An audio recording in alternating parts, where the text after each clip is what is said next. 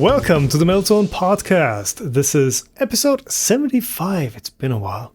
I'm Tom. And I'm Stefan. And in this episode, we talk about OpenSauce, a maker/YouTuber event that recently happened in San Francisco. We both were there, saw a ton of interesting and really weird things. And we made it back in one piece.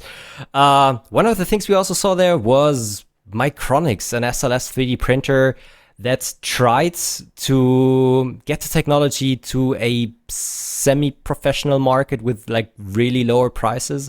Their Kickstarter was just about to end when today an interesting news dropped. Formlabs acquired them. And we gonna talk about the implications of that and what our thoughts on this is. Then Stefan found a really interesting FDM filament that claims to be stronger than aluminum steel while being a lot more lightweight, and it prints in a really interesting way. He's going to test it out, so we chat about what's the deal with that. And some sad news or some disappointing news. Octoprint has been the victim of some stat gambling, stat boosting from Obico and Octo Everywhere. Apparently for years, and we talk about the implications that has. And lastly, not to leave this episode on a sad note, not to, on a bit more positive note, you can see it behind me. I built a robot arm, and we briefly go into what's the deal with that, and how it works, how it doesn't work, and what it inspired me to do next. You still sound a bit rough, your voice. Yeah, I might have to mute the mic here a couple times. Yeah, OpenSauce knocked me out good, man. Like the show was, don't get me wrong, the show was fantastic, like all super well organized and stuff. But I got home and immediately I was like, oh yeah, this is not feeling good. 1 week sore throat, 2 weeks of cough and stuffy nose, and now I'm on my 4th week of just my throat not being up to spec, which isn't great if you have to record audio, but at least you can cover for me. If I go in a coughing fit, like I'm just gonna turn myself on, you can take over. Well, I also have basically a sore throat for the whole summer due to my hay fever, but it's gonna be fine. Yeah, for me, all the shows I did this year so far, at least I didn't get super sick, so I'm good here. I'm probably used to all of the germs and everything, either to being at these shows regularly or just having a daughter in kindergarten. I was gonna say, yeah, you get the full cycling in and out. Yeah. So what was your OpenSauce was sauce experience? My sauce experience was great again. I didn't stress myself as much as last year trying to film many different booths. I just did one interview, so I could enjoy it more. The new place was huge. The Palace. The Cow Palace. So OpenSauce last year, it was in basically San Francisco downtown at the piers, right next to Fisherman's Wharf, in one of those buildings there. They moved quite a bit south, right next to the airport, to Cow Palace, which was nice because there was parking lots available, and I think accommodation was at least a bit cheaper. It's still San Francisco, but I mean, we were basically exempt from all that. They had, which it sounds snobby, but I really appreciate that they did this. They had the creator experience, more or less, shuttles to and from the hotel, meaning no parking, backstage area. That's something when you get mobbed on the show floor, not as much of an issue for me on something like OpenSauce as it is on a 3D printing show. But yeah, it's nice to just be able to chill and to hang back for a bit and network, which is one of the things I'm really bad at. But yeah, come on. You're a veteran at OpenSauce, more or less. For me, it was the first year. Been a while since I've been to San Francisco too. Yeah, you did. God, what an evening! I mean, we flew in there. So it was Stefan, Marius Homberger, and even Miranda. We all were on the same flight from Munich to San Francisco, and you guys were up since 4 you drove in with Marius. And then, the evening of getting there, because we left in the morning and got there basically in the afternoon, we're like, okay, what do we do? We're going to have to fight the jet lag, so let's explore San Francisco. And everyone was so loopy at that time. We had perfect San Francisco weather, horrible wind, cold, fog, and everything. So it was a nice experience, so at least what I remember of it. Yeah, it's interesting. The thing that was interesting for me, so I gotta be honest, I never used Uber before. But like this year at OpenSauce, like everything, okay, we need to get there. Yeah, let's just call an Uber. And it's so convenient. This might sound strange to many that are so used to it, but like in Germany, I think I've never used a cab before. I think I've taken like a regular yellow public taxi, I think once or something. But for me, it was just a default. Like, hey, you go to the States, you don't have a rental car. Like, that's the other option. Typically, if you go to the States, first thing, you go to the airport, rental car, that's it. But yeah, you just Uber. And I think that quote was about Los Angeles, but it's true in San Francisco as well. Like, everything's half an hour away. Every ride is $40. That's good enough. That works out. Yeah, so that was interesting. So yeah, then we had 2.5 days at the show. Saturday was like full event. Saturday night we had like the weirdest party ever. Yeah, so I sort of throttled myself back a bit. I was like, okay, I'm not going all in. I'm like, I can feel myself wearing thin here, so I skipped that party, the AI launch party. Oh yeah, you skipped that party. So for the listeners and viewers, so we were invited to a party Saturday night, and everyone was like stoked. Yeah. So that was part of the event. An event sponsor is essentially, right, one of the big sponsors of the event. Nobody really knew what to expect, and we were driven there like 8:00 at night or something like that. We got into that venue building, which was full of people wearing, is tuxedos the right? They were wearing suits and everything, and then there were like 200 YouTubers arriving in like trousers, short pants, sneakers, and everything. Gear, yeah. We didn't know where we ended up. The guys that were already at the party didn't know what these guys were. So it was really weird. Like, it was foggy, interesting music, yada yada yada. At some point, people started like talking to the suits. So it was kind of a launch party of an AI company, and we didn't really know if we were just the fillers or if they wanted to have like a good mix between, I don't know, regular people and crazy people. All of the time there were rumors, Bill Gates is gonna be here, something. The guy from Wolfram Alpha, I don't know what. Yeah, he was there. So there was some interesting people. I didn't talk to any of them, but it was a memorable night, to be honest. Man. Well, drinks were free. We got a bit of food. Yeah, worth it. Yeah. The things you do at shows, it's like all so unpredictable. Like, I went into this going like, okay, I've been to a couple 3D printing shows. I've been to other shows too. Like, I've been to maker fairs.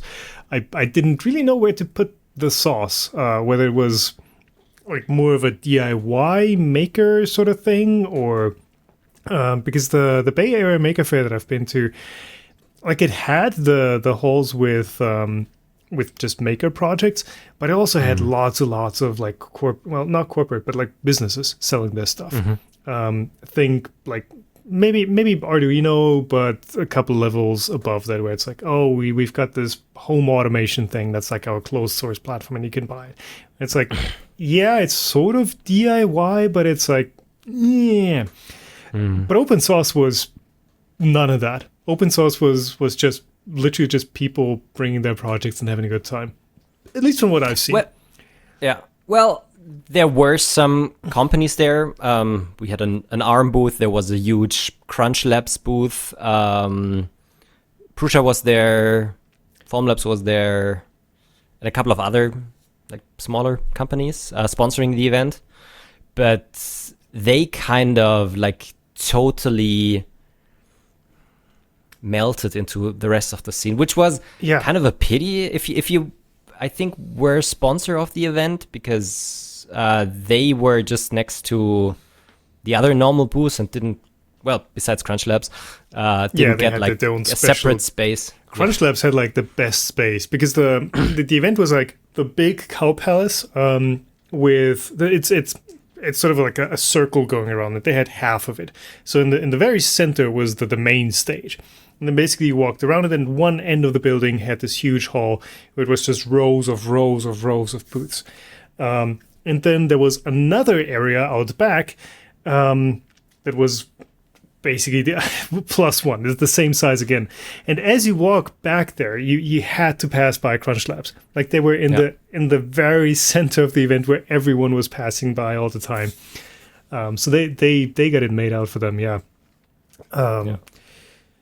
That was really nice. It's a nice mixture between not just 3D printing stuff, but for sure, sometimes just using 3D printers to build something interesting, and sometimes also just crazy stuff like a shrimp making fried rice, where you have like an AI a camera above a fish tank with a shrimp on the inside, and it interprets the movement of the. Was that the booth in the back area where they had like the automatic fryer and everyone was yelling and it was like super noisy and stuff? I always look like was that the one? Have you? No, I'm not sure. I don't think so. Okay. But there was the one company.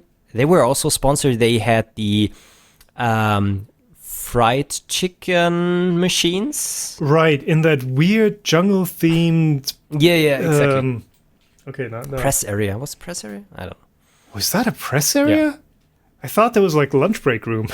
Yeah, could be. Oh man, it was really cool. I really enjoyed being there again. It has been becoming quite expensive, to be honest, for visitors, because like the normal general admission tickets were $200 for 2 days, and then food and drinks were really expensive. Obviously, I saw they had pre-sale tickets go out like as this year's event closed. They started having the pre-sale for next year, and I think that those were $120 or something. $100. Yeah, well, I think it was. If I think I clicked through it, it was like $100 and then $20 of fees, as is customary now. Yeah. So yeah, it is. I mean, it is an expensive event, but you do get a lot. You do get to see a lot. So I don't know. I hope they can keep the prices down a bit, because if it's like if it's getting to conference level pricing where the ticket is like $800, it's like, it's just not accessible anymore, right? Yeah, that's the whole idea. Got a lot of ideas for new projects. So. I mean, you just see stuff, and then it's like, I could build this. I talked to the Positron guys, to Positron guys and LDO. Yeah. Got a kit coming out, and I'm gonna try to put that into a server case, like a 3HU, and then they have some sort of eject mechanism. Ooh, that's cool. I don't know how I'm going to do that, but it's like the perfect machine form factor wise to do that. And it was have a print farm, just put up a 19-inch rack and then have printers in there, like slot in, slot out. Yeah, I just printed my parts for the Positron last week, and I hope after finishing like this video, I might start assembling it. I'm really looking forward to it. It's not like a best performing printer, but just like the size of it is something novel, and I'm really looking forward to building it. It's supposed to do overhangs really well. Upside down? Because, if you guys don't know, the Positron is the one that fits inside a filament box, and then you flip it up, and it has the bed moving up, and you print on the underside of a glass bed. And they've got those cool transparent, what is it, some sort of semiconductor? No, I think it's just like sputtered or PVD coated glass where you have like a thin metal layer on top, which is basically like a big resistor heating the glass. Yeah. So it's you can literally look through the heated bed as your print's happening. So that's pretty cool. I have to admit. Definitely. Yeah. Yeah. So let's address the big blue elephant in the room. Why are we wearing these shirts? And in my defense, for me, I got up in the morning. I was like, what shirt am I going to wear? This one looks nice and soft and comfortable. Let's wear the Formlabs shirt that I got at OpenSauce today. Let's wear the shirt today that I got at OpenSauce. And you have more info that gives that a bit more context because I had no idea what was coming. Yeah, so you guys probably already have heard the news. So the Micronics SLS 3D printer has been all around YouTube and the news recently, where like two guys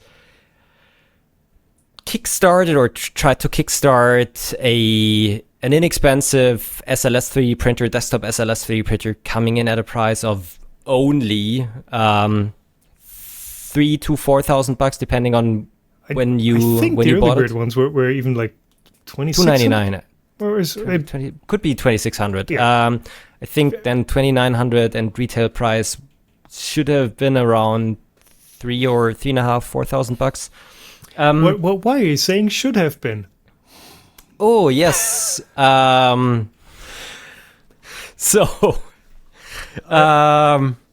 know if you can really. Well, I mean, look, the writing's on the wall. Come on, like we're not fooling anyone here. So the thing is, I already knew about the thing a couple of days ago, and I got a call from Formlabs about a Micronics thing.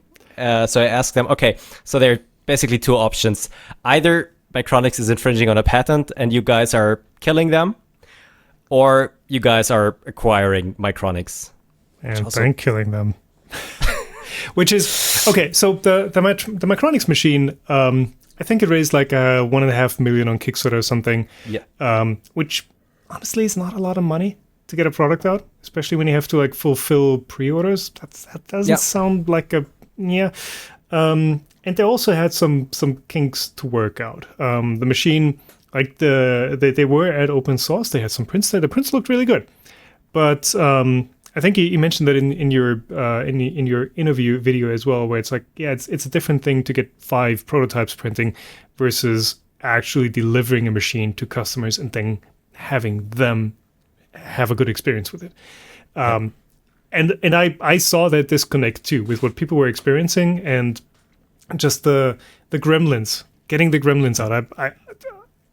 I've seen too many Kickstarters of 3D printers that were promising magnificent things and then slowly simmering out. Right? It's like, well, not only getting the gremlins out, also building a machine that is made for mass production, and then also a machine that you can ship all around the world, and where you don't have to worry if like FedEx is dropping the package down a set of stairs, that everything is ruined. Not to dig on the company. Like I think it's a fantastic achievement to get that far, to get a product that is actually printing, even if it needs a little bit of tuning. And it's a process that is not like FDM where you just have a XY motion and you slap a hot on it and it's like all done for you.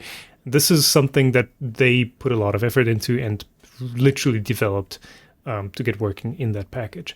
Yeah. Developed. Getting back to the news. So, Formlabs announced today that they acquired Micronics. Formlabs, of course, one of their machines where they have, I wouldn't even say starting to dominate the market, but Formlabs has their Fuse 1 SLS 3D printer, which has been becoming like the go-to SLS printer if you don't want to spend over $100,000 on an SLS 3D printer. The machine is really nice. It's working well. It has a nice ecosystem with like post-processing machines. It has good software and everything. It just worked. And at a price of only 50 grand for the whole package. It was way cheaper than most of the competition. Formlabs is in this, like with all the machines, they're in this spot where they're not like an industrial machine, as in like, hey, you need a crane to lift it into your shop. They're doing desktop stuff. They're making it a bit smaller, a bit less capable, perhaps, but still at a level where it is comfortably sitting in a production environment and in a business environment where you don't want to fuss with the machine. Like that's their entire thing, right? They have the ecosystem locked down. They know how their materials work, how they perform, how they need to be used. So it's a process that is just figured out for the customer. But of course, that makes them a level above the sort of DIY machines or the hobbyist machines, where, I mean, if you want a nice resin printer, you could buy a Form 3 plus, Form 4, whatever. But it's very much a premium machine and at a premium price point.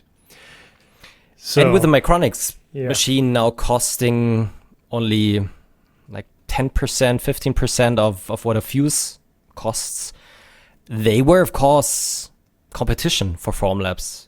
On the one hand, because they got into the market, they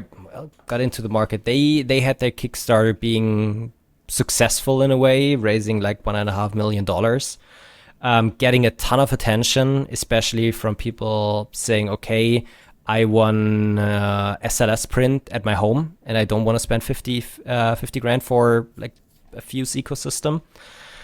And I think in one way, Formlabs, I wouldn't say they were scared, but they saw the competition. And in a way, one way to get rid of the competition is just acquiring them. And to be fair, that's not a bad thing. Like there are no bad actors in this. Formlab did the reasonable thing. Micronics did the reasonable thing. This is business as usual. That's just what happens, right?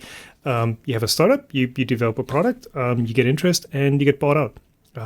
I just on Twitter, I congratulated them on their successful exit because that's what you do, right?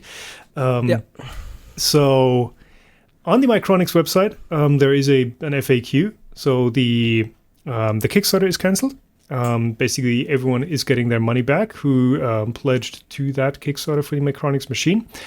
And everyone who pledged also gets $1,000 worth of Formlabs credit for what that's worth. I don't think whatever machine Formlabs will have, if ever, is just going to be $1,000 more than what they pledged for on the Micronics machine. Whatever. But then, of course, there is the FAQ question: will you continue to build Micronics? With a simple answer, no. So yeah, the Micronics project definitely is cancelled, at least that machine. And they've got some talk. They're like, we'll be joining Formlabs. Our work will look very similar to the work we've done as Micronics. This doesn't sound like Formlabs is very much interested in making a Micronics style budget SLS machine. So how I phrased it before was like the very negative thing. Formlabs acquired Micronics to basically kill the competition. And this is one way you could see that. But on the other hand, I think there's still a possibility that this turns out good for everyone, because the technology that Micronics already developed could be used to build a Formlabs machine that is more affordable than the Fuse. If they're gonna do it, is the other question. They're currently saying, okay, the Micron is canceled. Our knowledge will help Formlabs to make their machines or the technology more affordable and accessible. But what that means is something we'll see in the next years. Yeah. But and I also said that in my interview. I think what the guys from Micronics did was great, but I think there was a non-zero chance that they wouldn't have been able to really fulfill on the Kickstarter, because building prototypes, building a couple of machines is different to doing everything around it, just getting the machine production ready, shipping ready, just handling customers, handling support and everything. Yeah. This is something that requires manpower, that requires knowledge. And at some point, if they might not have gotten additional investment, might have killed them. There have been plenty of 3D printer Kickstarters that have been like dying due to challenges they couldn't really overcome. So in a way, I am happy that Formlabs acquired them, because this might still enable Formlabs to release one of these machines in the next couple of years, but I'm quite sure that we won't see one in the next 1 year, as Micronics pledged. Yet, on the other hand, this might Formlabs is kind of like the worst company to acquire Micronics from the standpoint of a consumer or a semi-professional. I mean, like you said, the choice of Formlabs specifically, perhaps, but the outcome of the Kickstarter being cancelled, that may actually be a good thing for everyone involved. Definitely. There's like you said, I think too, like the most likely outcome would be nobody's getting their machines. Yeah. That's a very high chance, to be honest. And the thing where is, nobody's getting a machine that is working and is good. That's yeah. And the thing is, if they would have just like burned through the money, not even like in a fraudulent way, people would also have not been able to get a refund on their machines if the Kickstarter didn't work out, because I don't know, if the company is bankrupted, there's no money to pay back. There's nothing there. What are we going to give you? To be honest, I would have preferred to see another company acquiring them. I don't know. When I already was at OpenSauce, I thought, I don't know, could be something for Prusa to acquire, because they would have been additional competition. They would have had the intent to get the machine onto the market, but they also have the knowledge how to get a product to the market. And they would have had the additional funding to make that happen. Yeah, it would have fit into the market positioning of the machines as well, where Formlabs is much higher up than Micronics. Prusa is more on the same level. Yeah, well, too late. Yeah, too late. But again, on the other hand, Formlabs has a ton of knowledge in SLS 3D printing, and it took them 3.5 years from like the announcement of the Fuse one to really shipping it to customers. Yeah. So even SLS might look easy in the first place. It is a tough technology. So with the knowledge of Formlabs, maybe only with the knowledge of Formlabs, they can make a low-cost machine happen. But if it's ever going to happen, it's something which we'll see in the future. It's in the stars. So you are more familiar with the technology behind all this than I am. I did write down a couple notes on sort of the technical challenges that I noticed. Was like, this sounds not great. So something that I think you mentioned as well is sort of the environmental, not environmental as like emissions, but as in like user protection, all the dust that gets everywhere, because you don't have a fully encapsulated, closed cartridge system. Essentially, you are eventually handling the powder, and it does tend to get everywhere.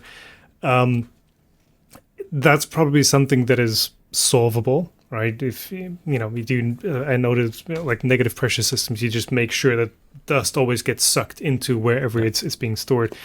And this is something also Formlabs already did for their Fuse machines, so they know these things, and this is one of the reasons why this acquisition might also be beneficial for everyone. Yeah. But sorry, continue. Yeah. So that's good. That's solvable. That's something that has already been figured out.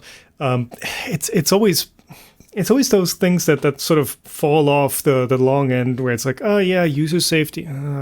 They'll wear a mask, right? It'll be fine. Yeah, they don't.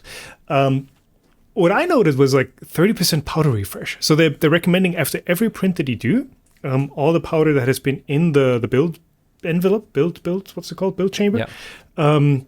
You throw 30% of that away and replace it with fresh powder. Not necessarily. They mentioned like you can go lower than that, but that is what they're recommending for a reliable, consistent print experience.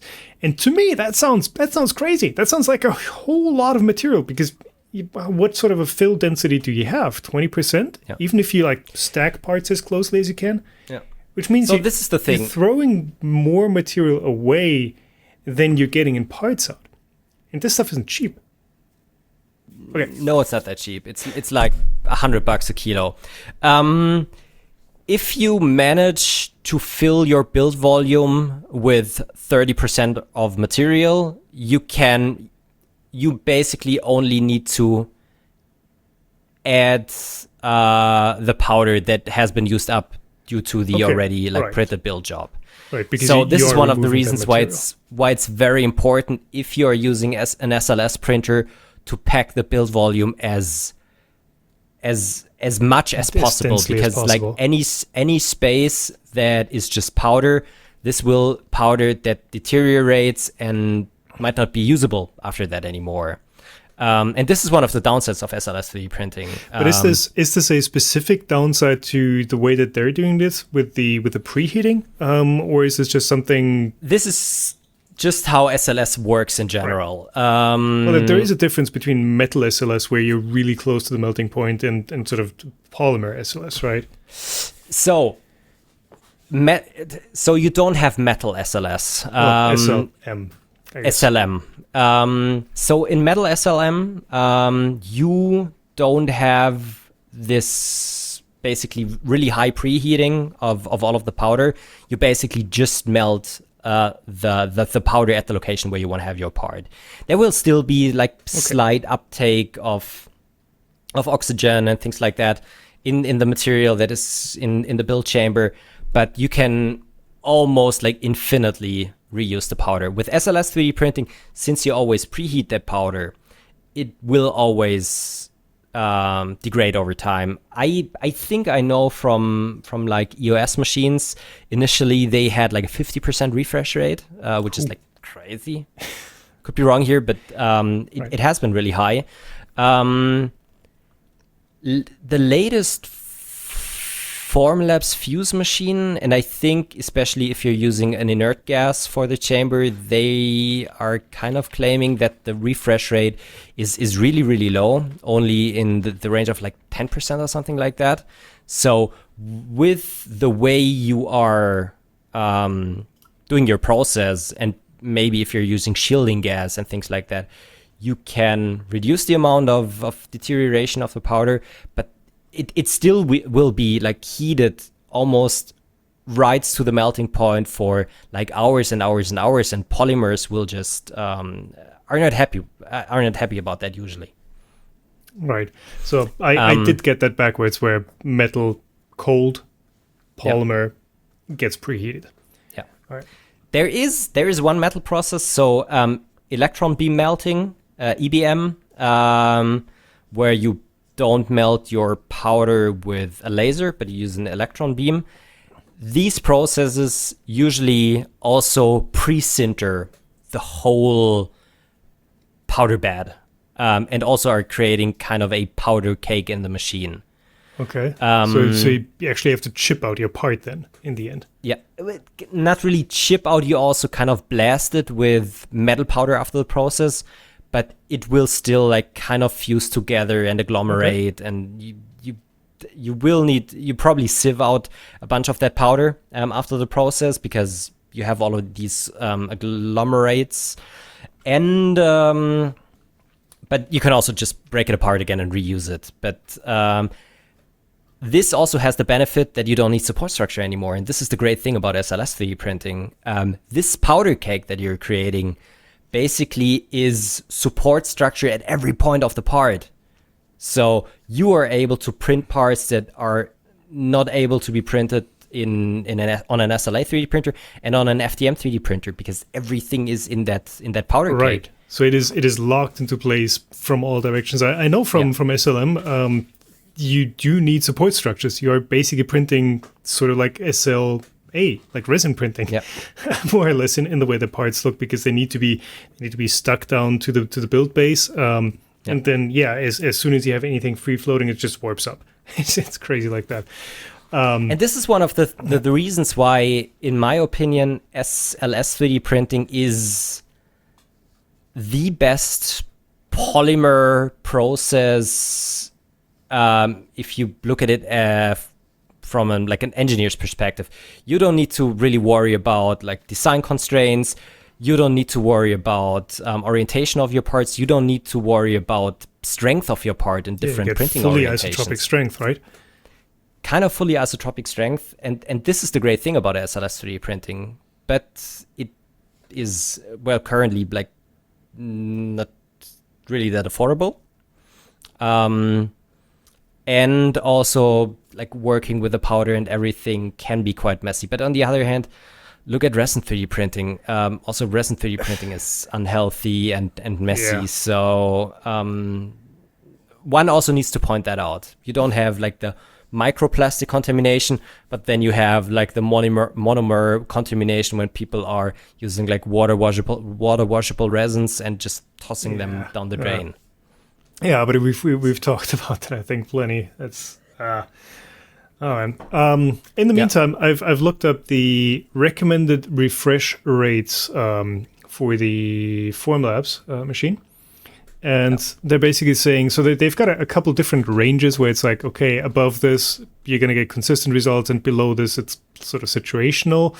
So where it starts to be, where they're saying, okay, this is going to give you consistent results, nylon 12, 11, and 11 with carbon fiber, 30%. Nylon 12 with glass fiber, 50%. Polypropylene also 50%, and then TPU 20%. So it's in that same range. It's also roughly 30% for the typical nylons. And then if you want to go lower, you can, but you may run into issues. Yeah. They're saying 100% also works really well. Which is, I mean, sure. I bet. Especially for their wallets. Yeah. So I'm honestly a bit torn on the acquisition. In a way, I'm happy for Luke and Henry that they were acquired, because they made something awesome. I hope they got a good care package from Formlabs. I have the hope that some of the technology that they developed might end up in a machine that is more affordable than a Fuse, even though Fuse is already on the more affordable relatively side. Speaking, yeah. And in a way, it might also be good for the ones who have pledged the machine, because there was like a non-zero possibility that their money would have been gone. On the other hand, I am bummed about that, because it just definitely looks that they acquired them to get rid of that competition, because they did something good, and of course, taking away market share is always bad. Yeah, having somebody who does the same thing at a tenth of the price, really something you want. But again, I don't blame anyone that was involved here. Like, honestly, if somebody was like, "Hey, here's a couple $1 million, would you like to sell me your company and never do anything in that direction again?" I would be like, "Yeah, sure. I'll do. I can do some pretty amazing stuff with that sort of money. And I can do whatever I want now." So, yeah, I mean, reasonable, absolutely. And I'm the interesting thing. What I find is that Henry, who developed all of the electronics and optics and everything on the Micronics machine, is now going to be head of SLS, of the SLS department at Formlabs. Right. I mean, obviously that's part of the deal. I really wonder who was in that position before, and if it's now like two people, or if the other one was like bad, or I don't know if there's like employment stuff factored into these deals. I don't know how much heft there is behind that, but yeah.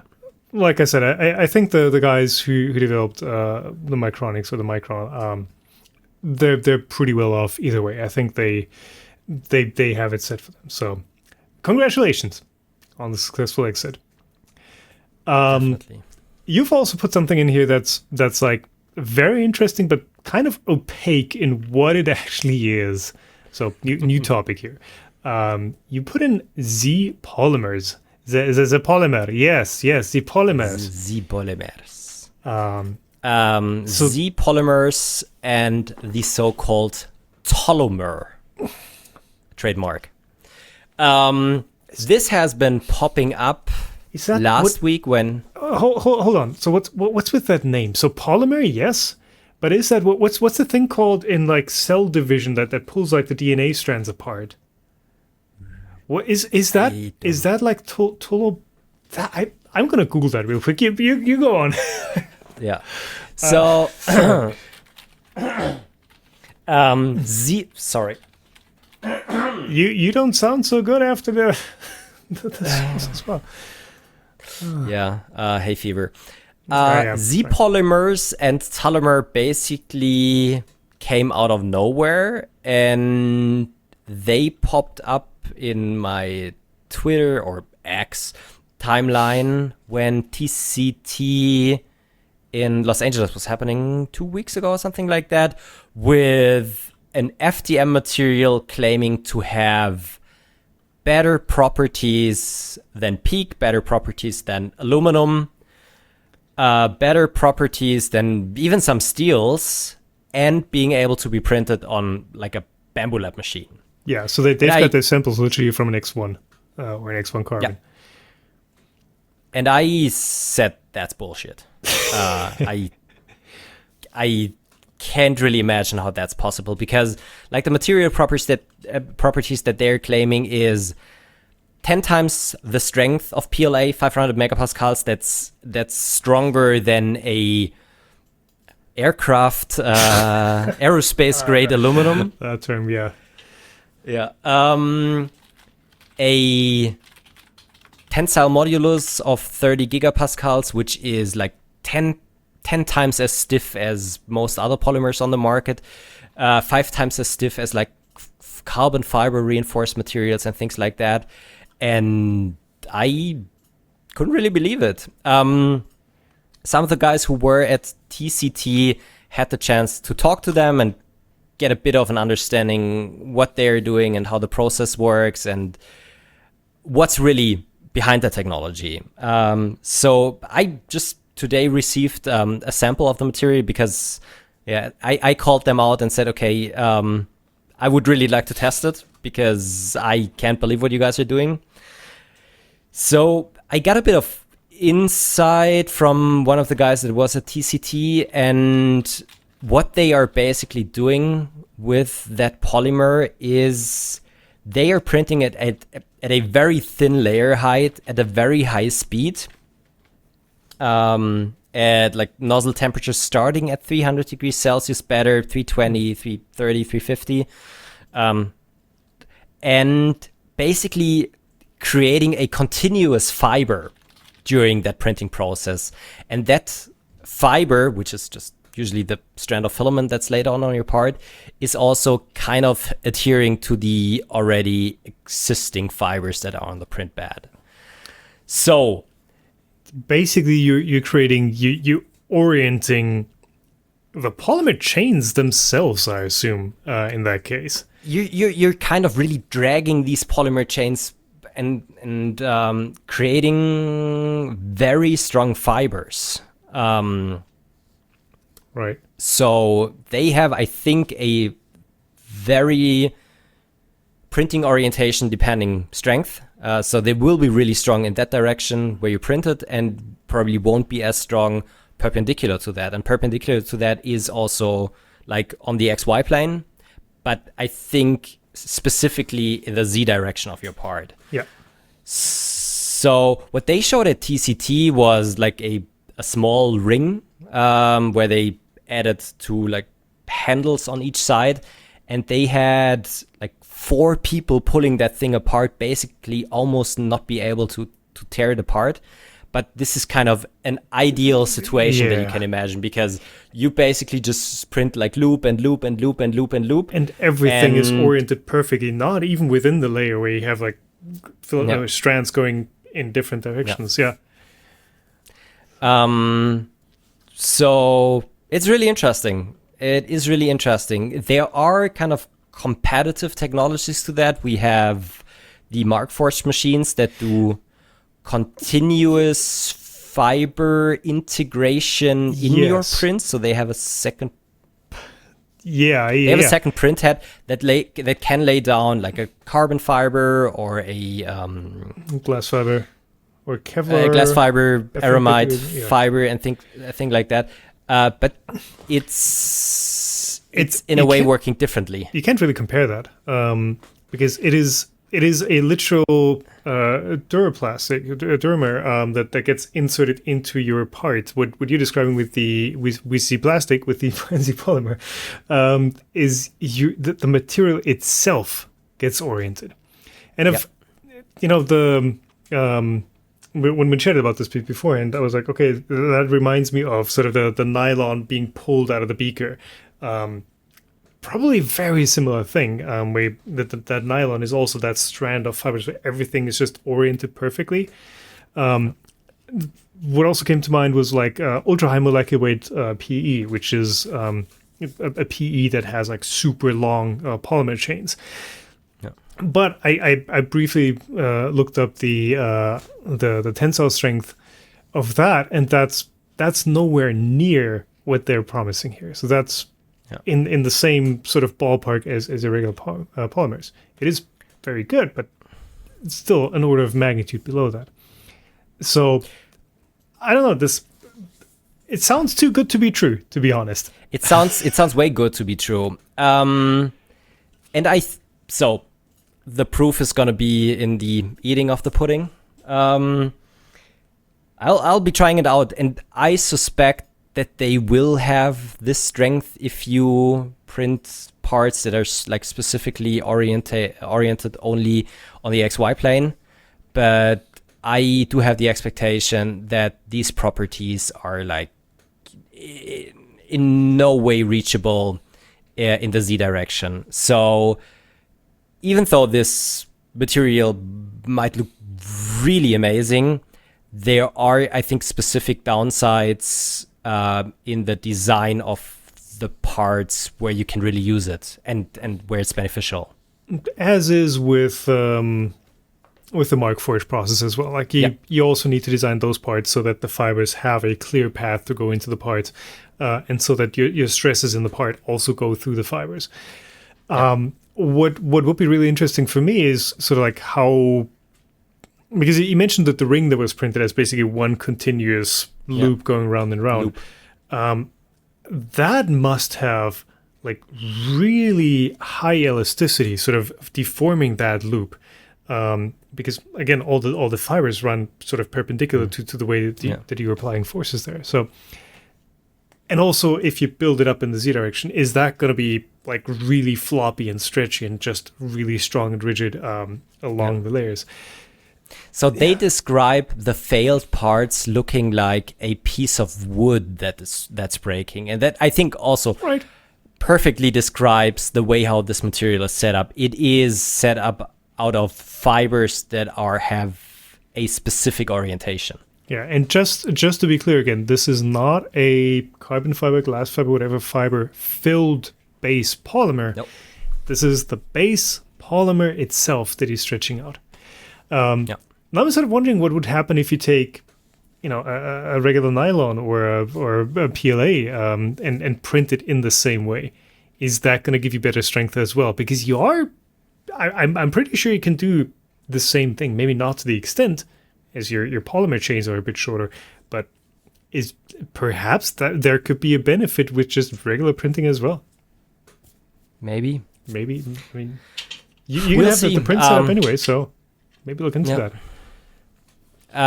Maybe another downside of the material is that a kilo of that material is $500.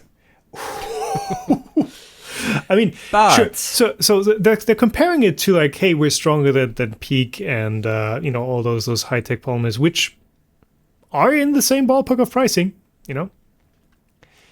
they are way harder to print.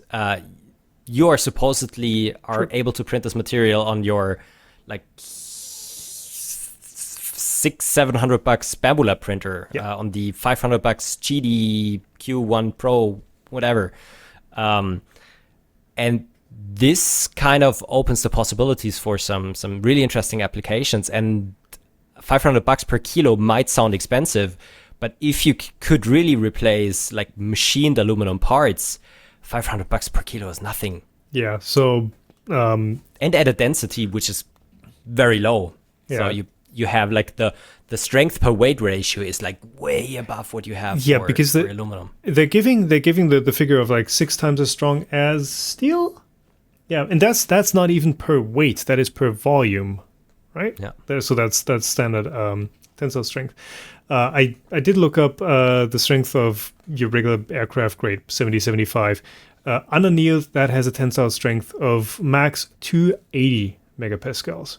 And the claim of the Tullomer is 500. So that's almost twice as strong as your garden variety aluminum. Yeah. So. And like our usual polymers have a density around like 1. Aluminum has a density of like 2.8 kilograms per deciliter. So at the same per liter weight, you would get like 6 times the amount of strength, which is amazing. But we'll see. I'll need to try it out. Until then, I don't really want to call it BS, but I think there are specific design considerations. But I don't think that's a bad thing necessarily. If it, we have plenty of sort of multi-talent materials that do everything sort of well. Yeah. But there is a need for sort of materials that do one thing really well. And if it's at a sort of a head height approachable level where you print it on a regular machine, I think that's good. That's good. And in that case, like the price also, $500 per kilogram. It's not like you have to throw 30% of it away if they ever print. So that's good. But if even for a consumer, like for a maker, for someone who just does stuff, just having that, I mean, maybe not the full spool that you buy for $500, maybe a smaller sample or something. But if it's just like, hey, I don't have to machine this part, I can sort of use this for the part that I can't make any other way because I only have access to regular polymers, then that's an enabler technology that can open up new avenues for people that they previously either were too expensive to explore or just not accessible at all. So if it does what it's promised, and even if it has downsides, I think that's really a good material to just have, to exist, to have as an option. And it's the first version that they're releasing, and other companies can build on that idea, and even they can improve it in the future. What I've seen last year at the Rocky Mountain Rapper Festival was Fadus. Yeah. Don't want to pronounce it the wrong way, Fadus. They have some, I think, really high carbon fiber reinforced materials where they do co-extrusion. They have a core of that really strong material and then a hull out of a polymer that likes to stick to the next layer.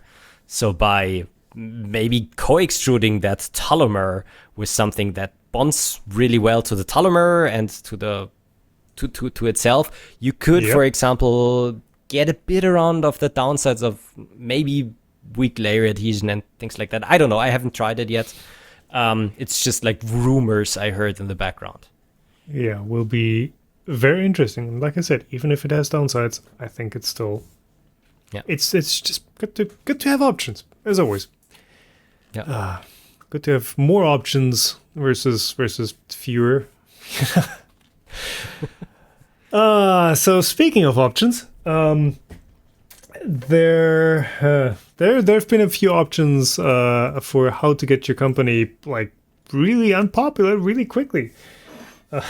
And That's a good segue. yeah, we've seen that recently with two companies who tried their hardest, and that is Obico and Octo Everywhere. Octo Everywhere for a longer time, and Obico have been found out recently as well. And basically, what they did is, so let me back up here. You guys know Octoprint, right? Print host, Huska develops it. Really cool project. Plug it into a printer, and you now have like Wi-Fi networking functionality and a whole bunch of other stuff, plugins, all that stuff you can do with any machine essentially. And because it has that plugin system, there needed to be sort of a popularity. Which plugins should you look into? Which ones is nobody using? What Obico and Octo Everywhere decided to do is, hey, we're going to set up a whole bunch of fake Octoprint instances and act as if a whole bunch of people are actually using our services, so we get top spot on that leaderboard. We want to get that number one, number two, if there's somebody else doing the same thing. Number two spot is fine too. Just to get basically free advertising for their own service. And they've been found out. So I don't know which of the explanations I believe more. One of them is at least is honest. Basically, I don't want to mix these guys up. So Obico was like, yeah, we did the thing. We created a script to manipulate it. Yeah, we did it. And basically, we did that since 2022. Octo Everywhere, if I remember correctly, was like, yeah, there was a community member who really liked Octo Everywhere, and they set it up, and we didn't do it. But we reached out, and like they're not doing it anymore. Generally, really, really shitty behavior. Just in general, manipulating like publicly available stats, because both of them are offering a paid service, right? They do have sort of like cloud hosting, file management, printer monitoring. So that's a shitty way to advertise, but also what had that extra layer is Gina developing Octoprint was sort of relying on those numbers of active instances of Octoprint to gauge, hey, how well is this project going? Are people using it? Are they liking the project? Are they not? And it was a couple 100,000 instances. 15,000 interests. 15,000. Okay, not a couple hundred. Okay, so 15,000 instances were obviously just fake.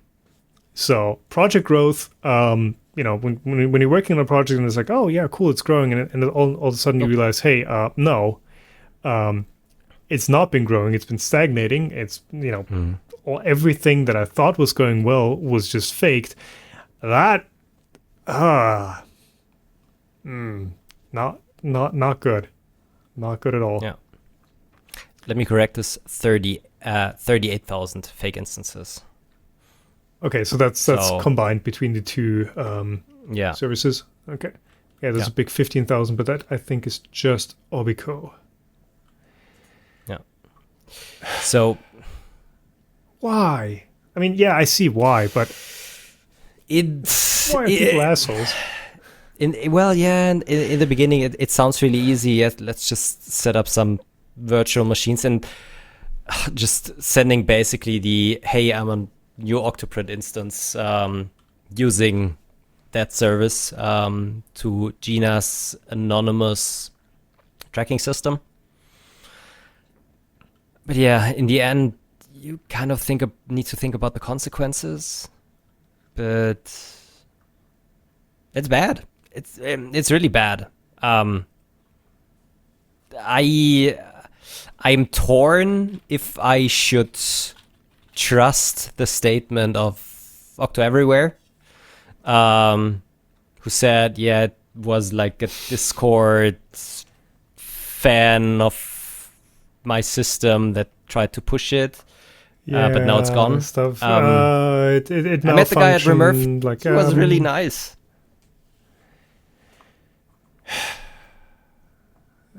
But yeah. Interestingly, though, the Spaghetti Detective is like the other one in that bunch, right? And I don't think they're affiliated with Octo Everywhere or Obico. They've not been found guilty yet of manipulating anything. Well, if you guys are interested in more of the details, we'll link the blog posts in the show notes. Gina adjusted like the statistics for the most popular plugins, and Octo Everywhere dropped from like first place to 6th, which is still kind of okay, to be honest. I mean, if you got years of free advertising, as like, hey, number one plugin. I mean, yeah, I'm sure there's some value behind that. I'm sure there's users who are actually starting to use it. Yeah, but it's just, yeah. What we should have done this first, so we have something more positive to end on. So yeah. Hey, I built a robot arm. And you made some really, really nice advertisement, kind of even almost looking like an advertisement for our insert shots with it. So I was to be clear, that was not coordinated. Like Stefan it was not didn't know about this until the video went live. So good. No, I literally just had the pack of the insert sitting there and was like, hey, I need like something that I can do like the Orbit product shot or something. Yeah. And I used that. I wanted it a bit more dramatic, where like you could actually see the perspective on the soldering iron tips. Didn't quite get that, but yeah, that's been an experience. And Chris has been pretty chill about the feedback as well. He's been cool with me seeing, hey, not everything is going well. That's fantastic to see. So again, hats off to him for just putting that project on its feet and getting it out. Yeah, I do have some ideas of how I could maybe improve it, because like some of the issues where it's not very smooth in the motion. I think that's the biggest one. Things like documentation lacking. Some of the moves aren't explained particularly well. That's something you can work around. But I should put my fidget toys away. But if the result you get from it, especially if I want to use it as sort of a 3D camera slider. That's my obsession with this thing, and it's just not good enough for that. I do have some ideas. So clearly the belts, they're very coarse belts. Use some finer ones. Use some GT2s. You can get those in wider widths because they have to go around fairly large or fairly small pulleys. You really need to crank on the tension with the XL belts. Yeah. And I couldn't get them tensioned enough. And then just some of the motion, maybe it's just the bearing grease, because I did grease the bearings. Maybe I should just flush it out and use something thinner. I don't know. There is a chance that it could be practical in the end. But what it did for me is it just spurred the interest in robotics, in just having that, not just XYZ robotics, but actual fully mobile robot arms. It's like, oh yeah, I could build this, I could build that. You should put a print head on it. That's the obvious thing, yeah. It doesn't have the positional accuracy for that. It's not gonna. Well, 1 millimeter nozzle maybe, or like a drilled out 1.4 or something. It could do it, yeah, sure. But I need to figure the motion out first. But robotics is so tricky. It has so many pitfalls and details that just need to be there for it to work, for it to make sense. And Jeremy Fielding, who was also at OpenSauce, did experience that too. I watched a couple of his videos. I watched them when he was making them in the first place, his own DIY robot arm, and caught up on a couple.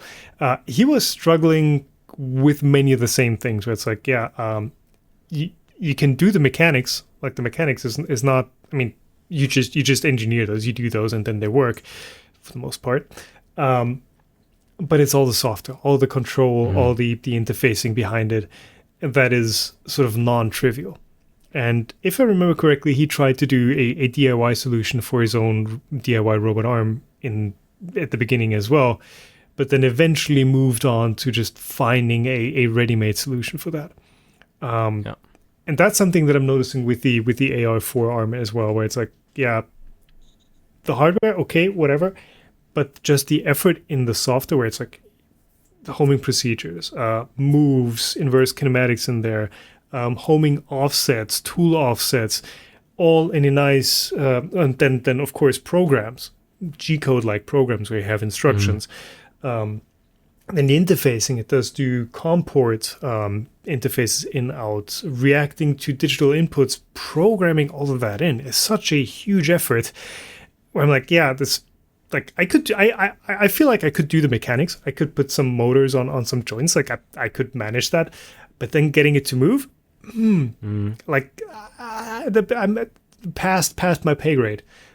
Too much software. So yeah, that's Didn't just Jeremy just get like a cheap Chinese robot control thing? I don't know. And the question is if they're able to work with stepper motors.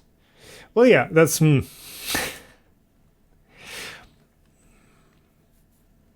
Yeah, I don't know. Because probably most of them use servos. Most servos, likely, encoders. Yeah. So this one has stepper motors on it. It does have encoders on the stepper motors, but they're not used sort of as feedback, as servos, but it is literally just going into a TNC, and the TNC is checking, hey, did it actually move as many steps as it wanted to? Okay. Yeah, I did see the video from Jeremy where it was like, I found the solution, and I'm going to tell you all about it in a future video. That never happened. Well, it did happen. I just didn't find the video at the time. Okay. YouTubers, man. It's super you've chill been talking guy, about that project for like forever. So it's really nice to see that you finally went through with it, and it's working, but it still turns out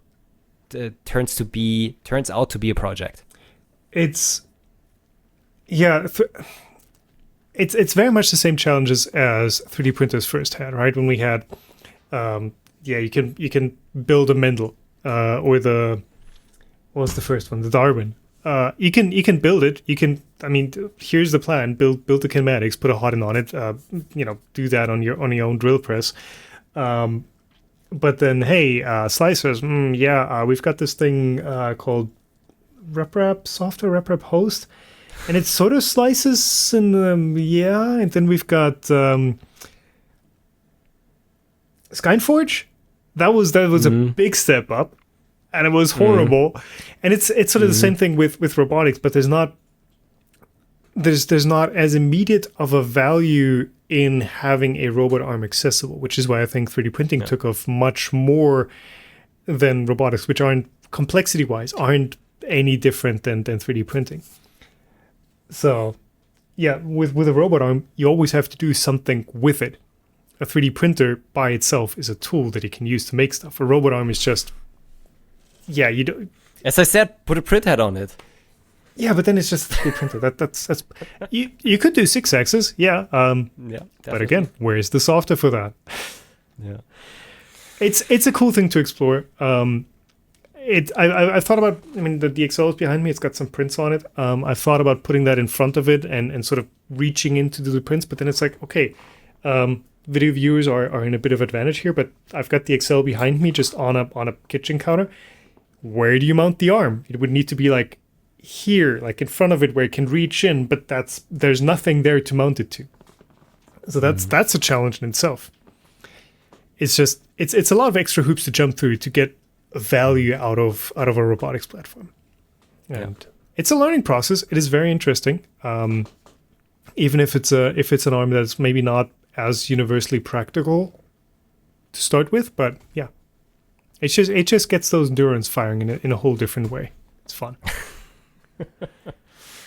Well, the question for you would probably always be, can I really get content out of that? Or is it just fun? Well, yeah, I did get my content out of it. That's true. Right. So yeah, that's it's the curse. Yeah, I want to do something with it. Okay, how do I package this into a video? Yeah. We'll see. We'll see. Some people have been speculating, like in the comments on that video, like he's never going to use it again. So far, they've been right because I've been working on the next project. But there is, I mean, it's a robot arm. Eventually, it's going to come in handy. Absolutely. Cool. Looking forward to see that. And if it's not working out, I'll just pay you to do some promo shots for our inserts. Would be happy to do that. All right. Cool. I think that's it for today. Yeah.